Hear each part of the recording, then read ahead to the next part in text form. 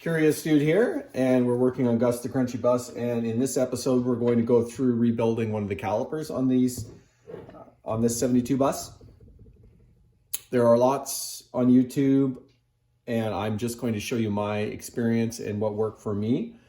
The first thing we needed to look at was the overall condition, of course, of the caliper, and in our case, although it's a bit rusty, all of the bleed valves work just fine. There was no evidence of any leaking in any way around the seals, the dust seals. So that was pretty cool. So I do have a rebuild kit on stock, but I'm not sure we're actually going to need it. So I'm going to show you kind of how you do this. And the main thing you're going to need is a source of air. You'll need some clamps to hold one side because you can only do one side or the other of the caliper, of course, because once the piston comes out, you have, well, they both can't come out together or you've got a mess. So we can't do that. You're only doing one side at a time. So we'll just set this up and we'll see what happens. One thing I need to point out right away is that the piston inside there, and it might be hard to see, is clocked in a certain way that the backing plates lock in here.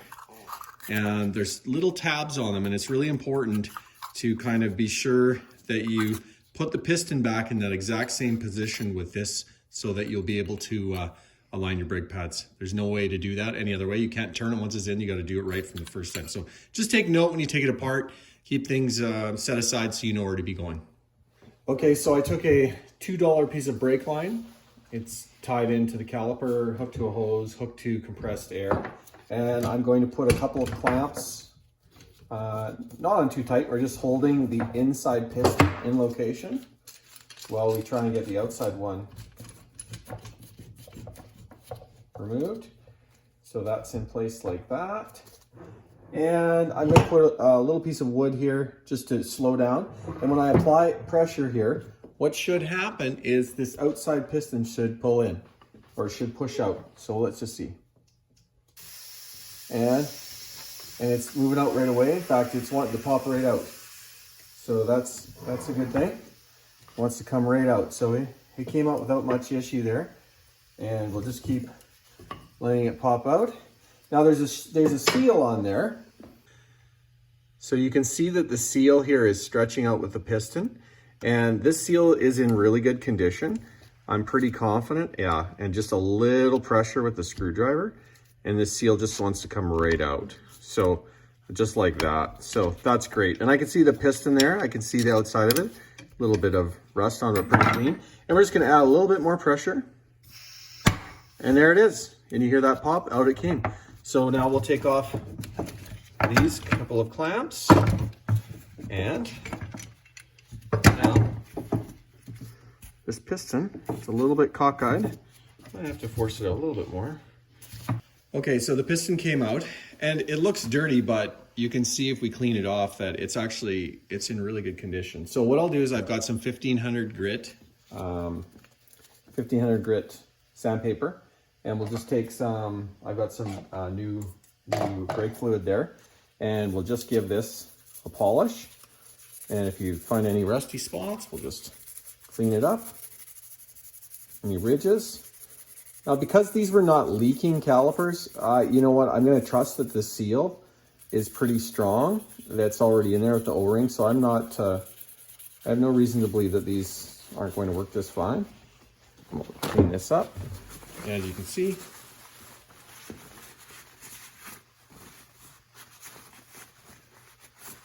Maybe a couple of spots to clean up on this side, but otherwise that piston looks to be in really good condition. So.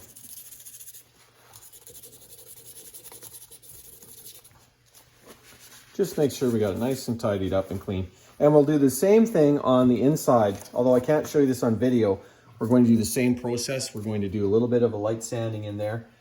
Make sure that its surface is nice and clean. Okay, so we've got this all cleaned up and ready to go back together. So I'm going to take the backing plate off of the pad and make sure that I've got the piston positioned correctly in here for it to fit. So it goes down like this. So we'll just kind of figure this out. You know, so I know it's definitely gonna go in kind of just like this. Before I do that, take some fresh brake fluid, and let's get that lubricated all over here. Do the same thing on the inside. And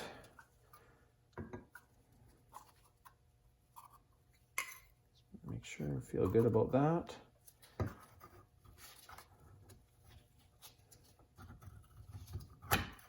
And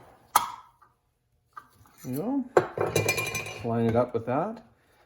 And this, at this point, we're going to use the clamps, and we've got to force it. Of course, there's an O-ring in there that's a fairly tight seal, so we're going to have to use some careful application of even pressure to be able to squeeze that back into the right place. So we'll just make sure that we feel good about how this is lined up. Looks good. So now we'll turn our attention to starting to clamp this back in.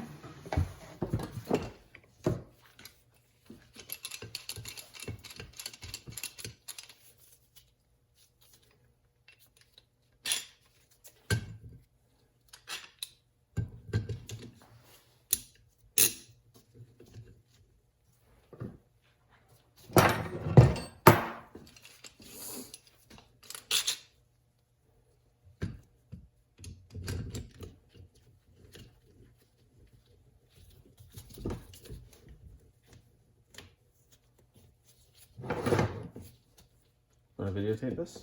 It's going already. Okay, so.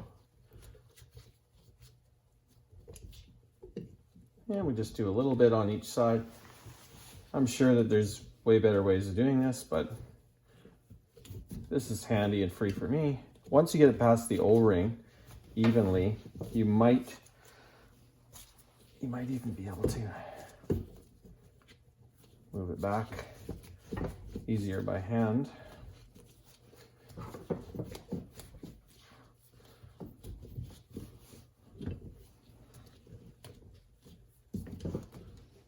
You just want to make sure it goes in square, right?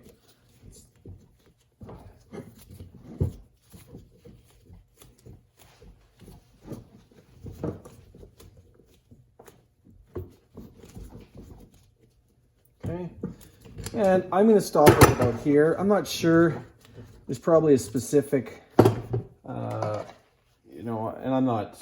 I'm no expert here, and I'm sure the Bentley would tell you when you put this seal in, but I'm going to put this dust seal back on before it gets bottomed all the way out. Make sure it's over the lip. And again, I'm reusing all this because it was in great condition overall.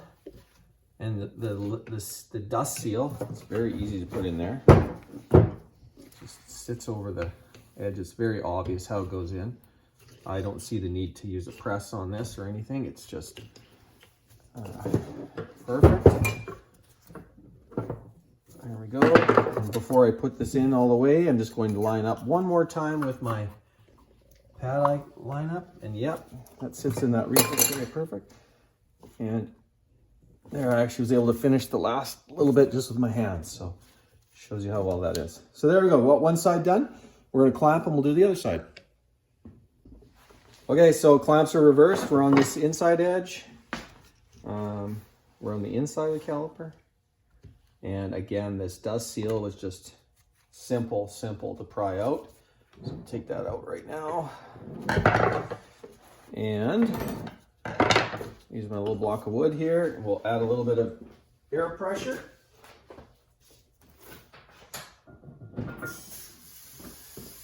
And we should get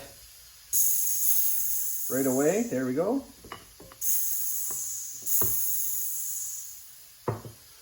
Without issue. Clamps are a little low, stopping the piston from moving all the way out. So this piston I can see is a little bit more discolored. So bang-o, that's it. That's exactly the sound. And yeah, so this, obviously there's a little bit of rust and stuff, so we'll just see, but it's not as bad as it first appears. But so we'll clean this all up. We'll run our sandpaper on the inside as well in here, clean this all up and clean it out and put some fresh fluid in. Okay, so we've got it all back together. A generous coating of brake fluid on everything, but we'll we'll clean that up, and these are good. We're ready to go, and we'll go on, and I'm going to basically do the same thing on the other side, and we'll clean this up, and the next video will actually be installing the brakes on Gus. Thanks for watching.